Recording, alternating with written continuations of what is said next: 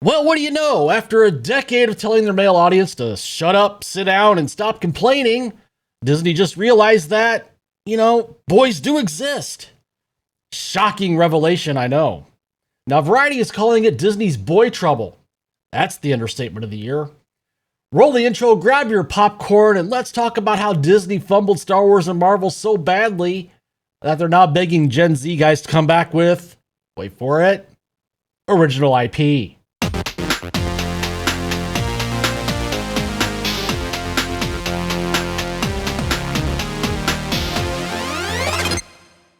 Welcome back to The Critical Nerd. First, I want to say a huge thank you to all my subscribers out there. Without you guys, I'd probably be just writing about Kathleen Kennedy to random strangers in parking lots. And if you're new here, do me a favor. Hit that like button, smash subscribe, and share this video with your friends, and drop your thoughts in the comments. I actually respect my audience, unlike Disney. All right, let's dive into the clown show that is Disney's boy problem. Disney admits they lost the boys. This, according to Variety, Disney execs have been quietly begging Hollywood creatives for new movie ideas aimed at young men, ages 13 to 28. For you in the back, that's Gen Z. Just saying.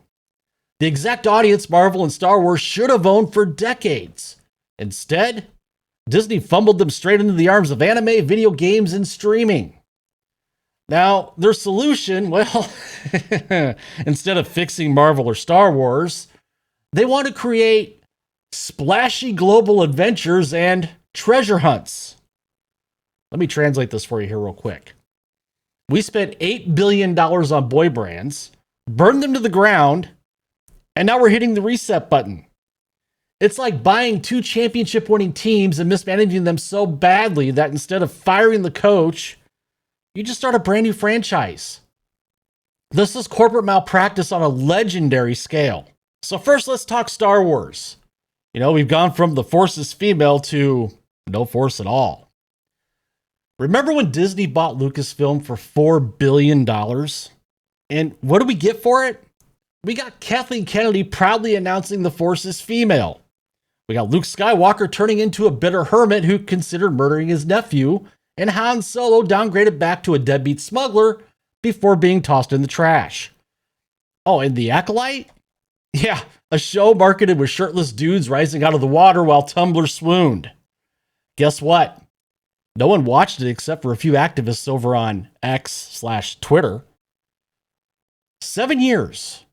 That's how long it's been since Star Wars had a theatrical release. Meanwhile, the chain of custody of fandom is broken. Dads and uncles aren't passing Star Wars down to kids. I mean, why would they? When the brand told them they were toxic for even liking Luke in the first place. And next we have Marvel. Death by 1,000 Mary Sues. Kevin Feige bragged that the MCU would soon have more female heroes than male. Mission accomplished. Along the way, we got She-Hulk twerking, Captain Marvel overshadowing everyone, and Iron Man's legacy teed up for Riri Williams. Marvel's icons? Well, Thor became a joke. Hulk got a lecture on catcalling, and Doctor Strange got sidelined in his own sequel. The results? Well, Fantastic Four First Steps? It face-planted. The Thunderbolts? Already being called the second worst MCU box office ever. Disney spent billions building boy brands, and then proudly emasculated them.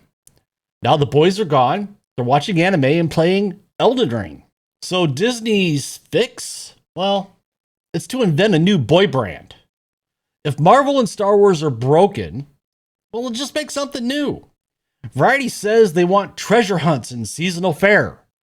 So basically we're back to Pirates of the Caribbean again. Funny thing is though, they had Johnny Depp, one of the most bankable stars alive, and instead of fixing pirates, they tried launching a female-led reboot. Spoiler alert, that got scrapped faster than Kathleen Kennedy's credibility. This isn't a fix, it's an admission of guilt. They're basically saying, we screwed these brands up so badly we don't know how to fix them. So let's chase Minecraft vibes and Fortnite deals instead. But here's the problem. The same executives who broke Star Wars and Marvel, well, they're still in charge. Kathleen Kennedy, she's still running Lucasfilm. Kevin Feige, yeah, he's still in charge over at Marvel.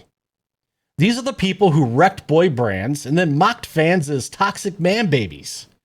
And now they want us to believe they can magically create new IP that respects the same audience they insulted for a decade. Please. So let's ask the billion-dollar question. Can Disney win back Gen Z men?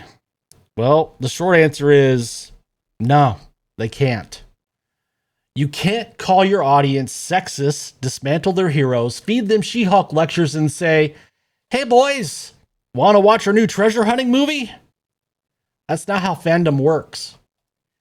Even if Disney stumbles into one success, the same ideology will smother it. They'll subvert it. They'll inject the message and ruin it because they just can't help themselves. The damage is done. Gen Z isn't waiting around. They're already watching One Piece. They're building communities in gaming. And they're finding stories that actually respect them.